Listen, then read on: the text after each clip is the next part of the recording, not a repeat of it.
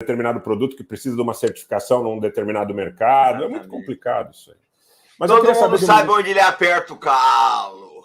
Dinheirinho, dinheirinho. Qual é o status Rogério, do Brasil, Luiz?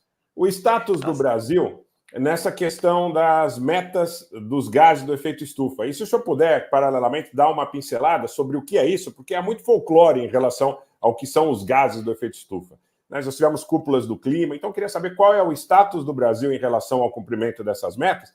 E eu vou além. Essas metas dos gases do efeito estufa, elas são também metas utilizadas politicamente para buscar adequar os seus, vamos dizer, os interesses de determinados grupos, de disputas interestatais, de lobbies, de acordo com as suas necessidades?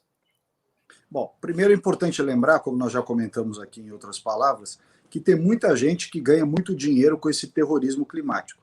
Né? Você tem pesquisadores aí de Universidade Federal, de várias universidades, de grupos Enfim, eu não vou citar nomes aqui para não polemizar, mas tem muitos de ONGs, de institutos de pesquisa, de órgãos e tal, universidades.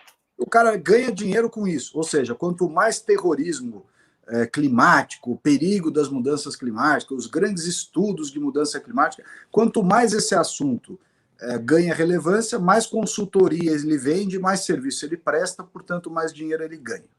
Então, esse é o primeiro passo. Né? Tem muita gente que vive disso aí. Observatório disso, observatório daquilo.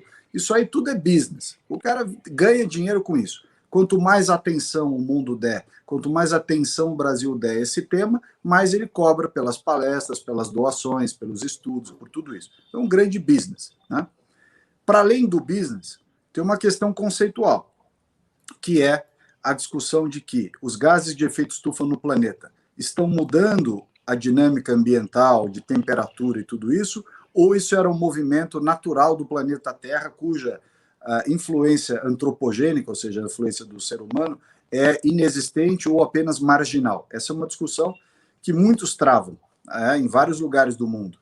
Eu não gosto de entrar nessa polêmica, porque essa polêmica nos traz, seja por um caminho ou por outro, a seguinte posição que ela independe. Se você entender que o homem ajuda a mudar o clima do planeta com os gases de efeito estufa ou não ajuda, para efeito do que eu vou falar aqui, é absolutamente indiferente.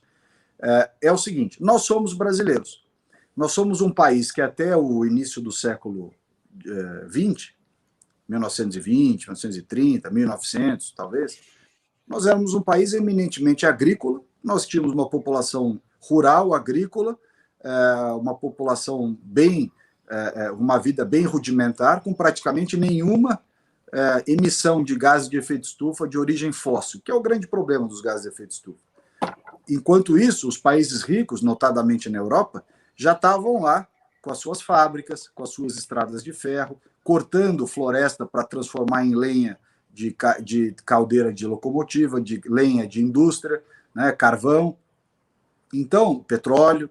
Então, o que acontece? Nós não tivemos nenhuma participação histórica na acumulação de gases de efeito estufa na atmosfera, ao contrário dos ricos, países europeus principalmente, que fizeram gato e sapato, do ponto de vista ambiental, durante a sua revolução industrial. Muito bem, isto é a visão histórica. Se nós batemos uma fotografia hoje, aí não tem nada de histórico agora, batemos uma fotografia hoje, para quantificar os gases de efeito estufa que são emitidos hoje no planeta, nós vamos perceber que a China corresponde a 30% das emissões globais. 30%. Ninguém fala nada, ninguém tem coragem de falar nada em relação à China. Todos os países morrem de medo de falar qualquer coisa em relação à China, seja porque exporta para a China, seja porque tem medo militarmente da China, whatever. O Brasil e outros países, ninguém fala quase nada da China. Né? Não se falou da China no Covid, não se falou da China, não pode falar da China. A China é responsável por 30% dos gases de efeito estufa do planeta, mas ninguém pode falar nada. Os Estados Unidos são responsáveis por 15%. Os Estados Unidos, cujo Biden saiu falando das questões ambientais, apontou o dedo para o Bolsonaro, falou que ia dar 20 bi de dólar para o Brasil, até agora não veio nada. Os Estados Unidos é responsável por 15%. A Europa, com todos os seus carros elétricos, patinete não sei como, a turma que vai trabalhar em bicicleta e tudo mais, a Europa é responsável por 14%. A Índia é responsável por 7%. A Rússia é responsável por 5%. Quanto é o Brasil? 2,9%.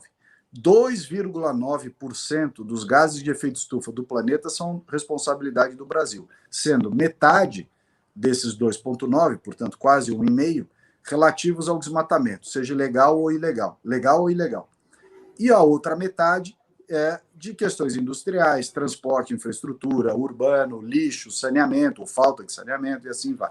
Bom, dito isso, é inadmissível o que houve no passado com ex-ministros de meio ambiente que me antecederam, que chamados a participar desse esforço global em prol da redução de gases de efeito estufa, disseram, não, eu reconheço que o problema é de todos nós todos temos culpa, nós todos temos que fazer um esforço. Negativo.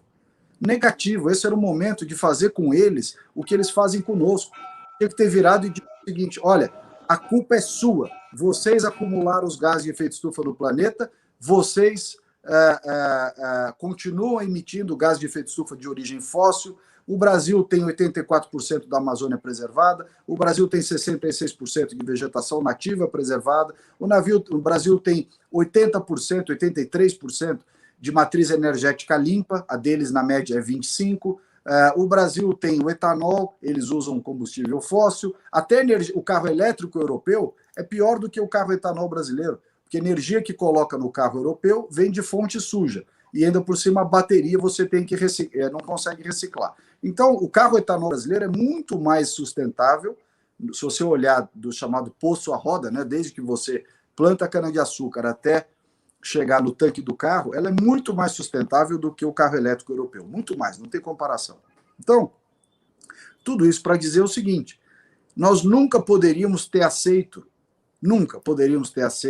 participar nas condições que nós participamos desses acordos, seja protocolo de Quioto, seja acordo de Paris, seja convenção do clima, ou qualquer outro, COP disso, COP daquilo, não interessa. O Brasil tinha que ter tido uma postura de virar e dizer o seguinte, negativo, a conta é de vocês. Se vocês quiserem que a gente ajude a resolver um problema que é de vocês, vocês vão nos pagar como uma espécie de pagamento por serviços ambientais, uma prestação de serviços ao planeta.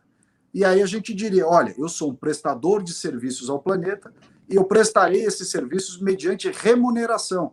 E esta remuneração serviria para tirar os brasileiros da miséria. O que a gente fez, entretanto? Nós fizemos toda a cortesia com o chapéu dos outros. O chapéu que os ministros de meio ambiente fizeram a cortesia aos estrangeiros foi com o chapéu dos brasileiros. Nós fomos lá, fizemos uma média, os ministros saíram de lá aplaudidos e os gringos diziam, esses brasileiros são muito trouxa mesmo, porque nós ficamos ricos destruindo o meio ambiente, eles ficaram ricos emitindo gás de efeito estufa, continuam emitindo gás de efeito estufa e acharam um trouxa, que é o Brasil, para dividir essa conta sem receber nada.